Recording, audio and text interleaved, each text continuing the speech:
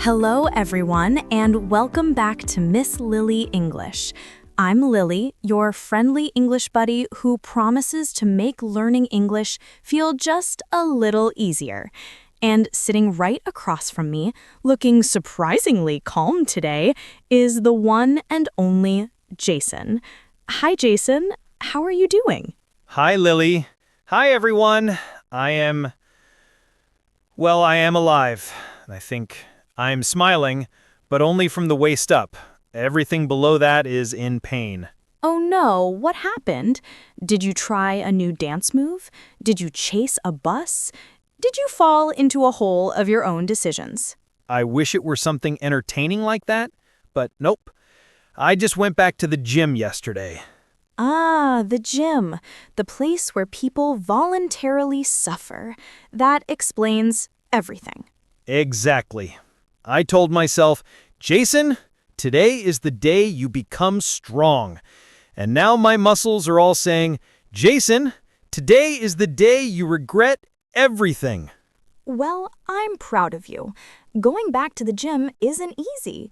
And look at you, still showing up today to record with us, even though you look like you're 90 years old. Thank you, I think.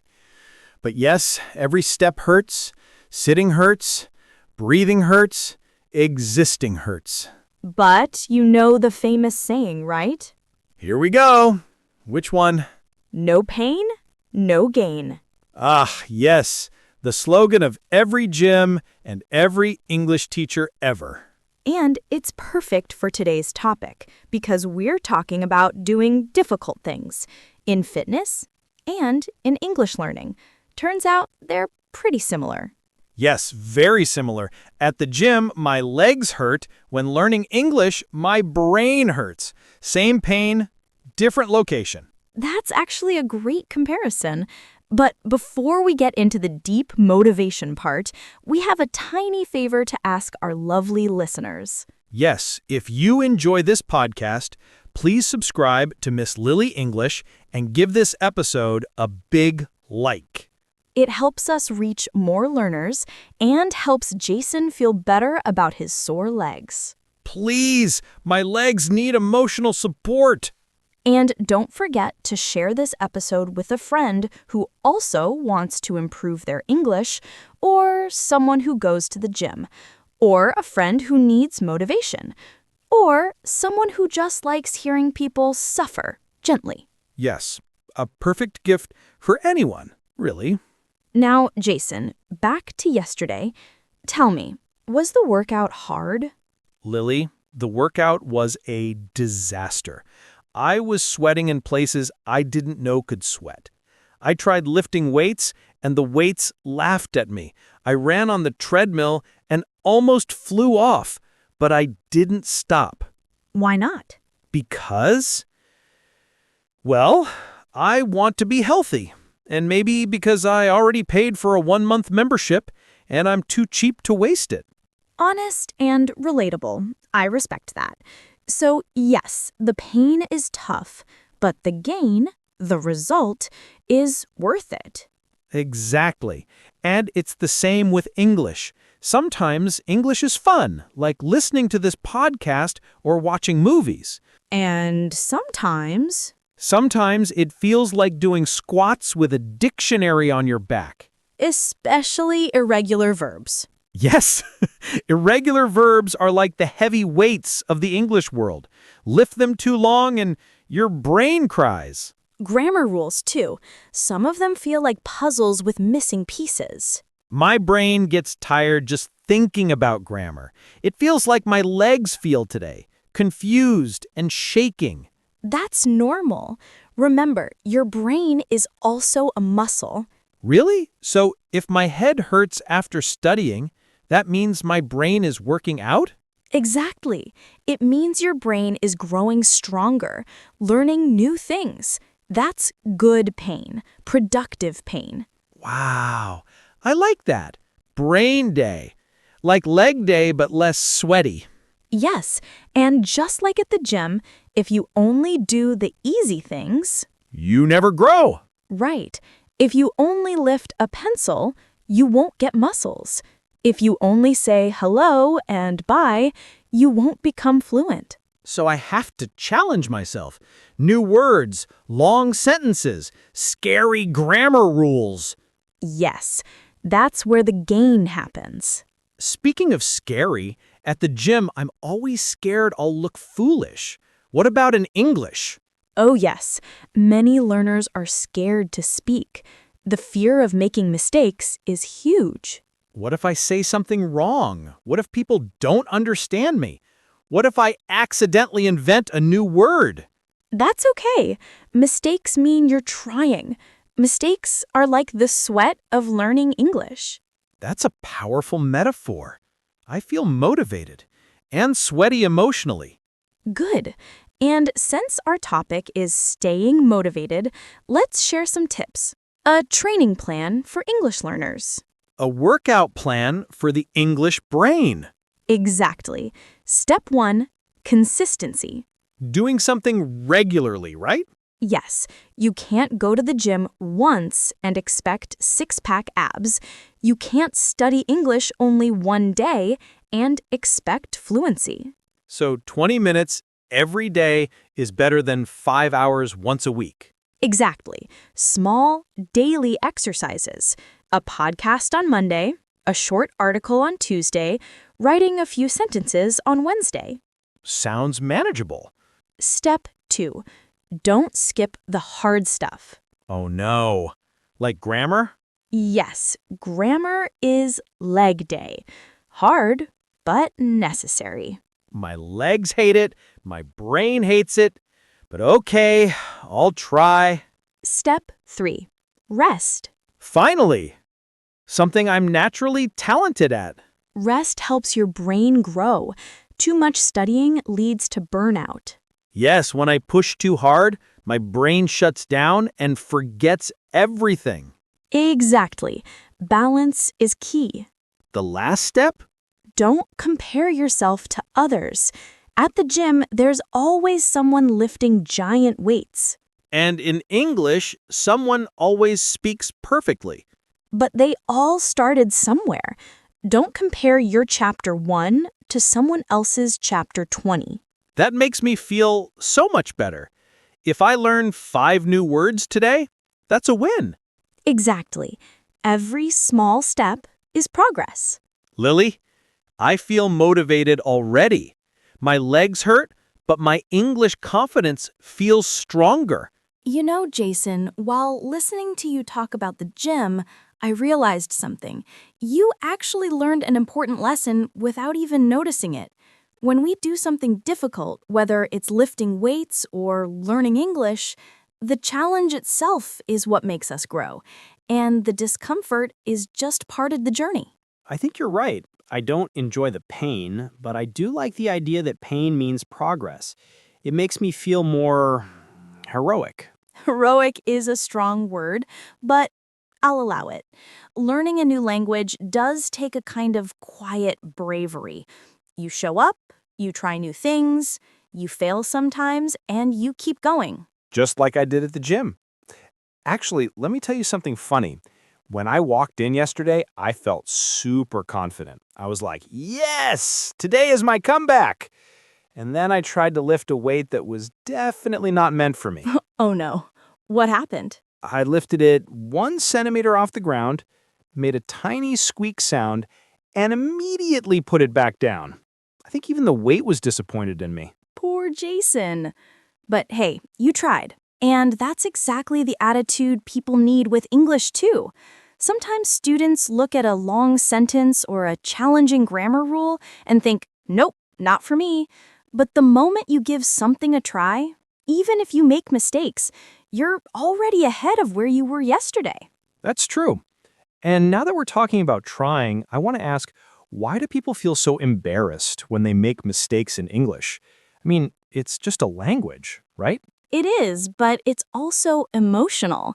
When you speak, you're showing your thoughts, your personality. So when you make a mistake, it feels like people are judging you, not the grammar. Ah, that makes sense.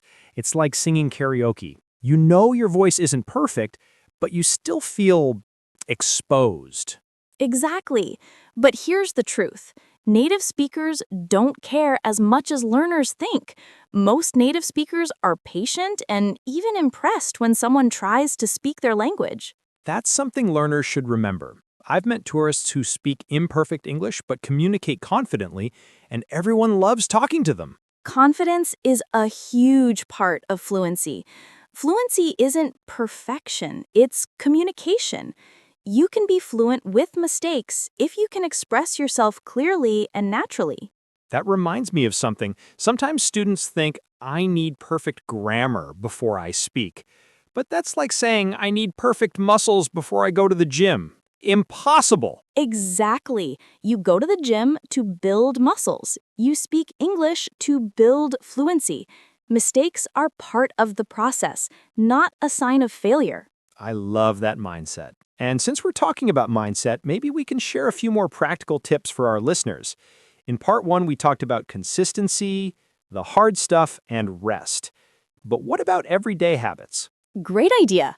Let's talk about simple habits that make a big difference. For example, listening practice. Listening is one of the easiest skills to build because you can do it anywhere, at home, in the car, while cleaning, while cooking. Or while crawling slowly after leg day, like me. Yes, even then, podcasts, YouTube videos, audiobooks, listening surrounds your brain with the rhythm of English. And the more you listen, the more natural English sounds to you. You don't have to understand every word, your brain starts recognizing patterns. Right. I tell my students, your ears need workouts too. But here's an important tip. Choose content that is interesting to you. If you force yourself to listen to something boring, you won't keep doing it. True. When I listen to something I enjoy, time flies. When I listen to something boring, 1 minute feels like 1 year. Exactly. Another helpful habit is reading, even a small amount. Short articles, social media posts, simple stories, anything that exposes you to natural English. Sometimes people think reading has to be fancy, like reading classic novels or long textbooks.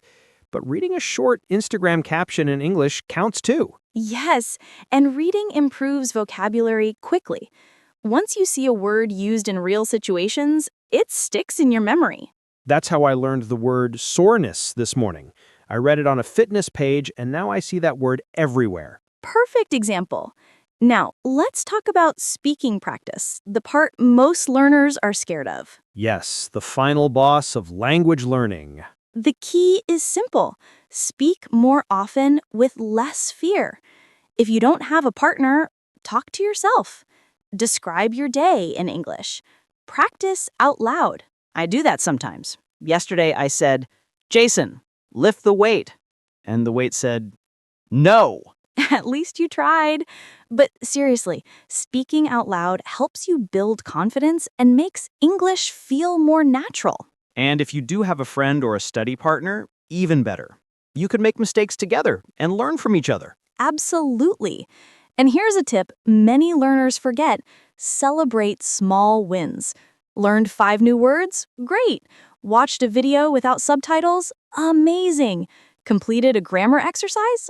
Wonderful. Yes. Imagine if people only celebrated huge milestones. Life would be so boring. We need small victories to keep going. Exactly. And the more you celebrate the small things, the more motivated you feel to keep learning. Speaking of motivation, can we talk about comparison again? I think it's one of the biggest problems for learners. Yes, comparison is dangerous. When you see someone who speaks better than you, it's easy to feel discouraged. But everyone has a different journey. Some people have more time, some people have more resources, some people have been learning longer. Right. So comparing yourself to others is unfair to yourself. It's like comparing your first day at the gym to someone who's been lifting weights for 5 years. That's exactly how I felt yesterday. There was a guy lifting weights that looked like heavier than my future. Heavier than your future? Jason, please. But that's the point. You're not supposed to be like him on day 1. And English learners shouldn't expect to speak perfectly from day 1 either. They just need to focus on the next step. Yes, focus on progress, not perfection. Lily, I think that's one of the most encouraging things you've said today. And finally, one more thing for our listeners. Enjoy the journey. English isn't just a goal, it's an experience. Every new word, every new sentence, every mistake, every laugh, it's all part of becoming a stronger version of yourself. I love that. And honestly, talking about this makes my legs hurt a little less. Maybe my brain is growing faster than my muscles. You know, Jason, what you just said reminds me of something important. Progress doesn't always feel big. Sometimes it's tiny, almost invisible, but it's still progress. And once people understand that, learning English becomes a lot less stressful and a lot more enjoyable. Exactly. When I think about yesterday at the gym, I didn't lift anything impressive, but I did show up. I tried. And that's already a win. And in English, even learning one new word is a win. Even understanding one new sentence is a win. That's such a healthy mindset. I wish every learner could see progress the way you do right now. If they did, they'd be much more confident. Sometimes they only notice their mistakes and forget to see the improvement. Yes, learners tend to think, I made a mistake today, so I'm bad at English. But they don't think, I understood more than I did last month, or I can say things I couldn't say before. The brain always focuses on the negative, doesn't it? It does, but we can train it, just like a muscle. We can train ourselves to notice growth. For example, imagine someone who used to be too scared to order food in English, but now maybe they still make a mistake, but they actually order something. That's huge progress. Yes. And speaking of ordering food, I once tried to order a salad in English when I was traveling. I accidentally said galaxy instead of salad. I still don't know how that happened. A galaxy? Jason, what kind of restaurant were you at? A very patient one. The waiter laughed and said, "We don't serve galaxies, but we do have salad." That moment could have been embarrassing, but honestly, I still felt proud I tried. That's the spirit. Embarrassment passes, improvement stays. And the more times we try, the less scary it becomes. It's like building a tolerance for discomfort. Yes, like how my legs are slowly building a tolerance for squats. Very slowly. Very slowly indeed. But you know, that's another good point. People expect quick results. They want to go to the gym once and get abs. They want to study English for 1 week and sound fluent. The world is obsessed with quick results. But real growth takes time and patience. Exactly. And consistency doesn't mean perfection. It just means showing up even a little bit. Even on days when you're tired. Even on days when English feels confusing. Show up, give what you can, and don't give up. And sometimes, the days when you feel the least motivated are the days when progress happens quietly. You don't see it, but your brain is absorbing things. Yes, and that's why rest is so important. Rest gives your mind space to process everything you learned.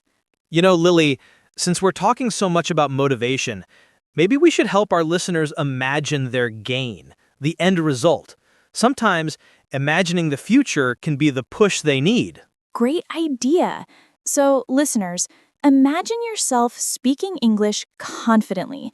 Imagine traveling to a new country and not feeling afraid. Imagine making new friends from different cultures.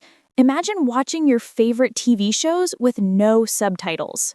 Imagine doing your job better, or getting a promotion, or using English to solve real problems. Imagine feeling proud of yourself. Yes, those are the gains, the rewards waiting for you. They make the discomfort worth it. And don't forget the simple joys, like understanding a joke in English, or reading a message without using Google Translate, or having a conversation where everything just flows. Those moments feel so good, and they don't happen overnight, but they do happen when you keep moving forward. Speaking of moving forward, maybe we should give our listeners a clear English workout plan, something simple to follow. Yes, let's do that. Okay, here's a simple 4-step plan. Step 1, be consistent. Even 20 minutes a day helps. Step 2, don't avoid the hard parts. Grammar, writing, speaking. They're your exercise. Step 3, rest. Give your brain time to recover. Step 4, don't compare yourself to anyone else. Focus on yourself. Simple, clear, effective.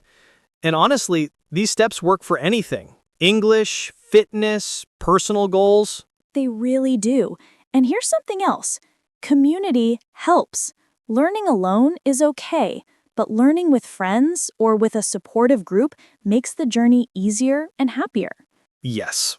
When you see other people learning, making mistakes, laughing, trying again, it makes you feel less alone.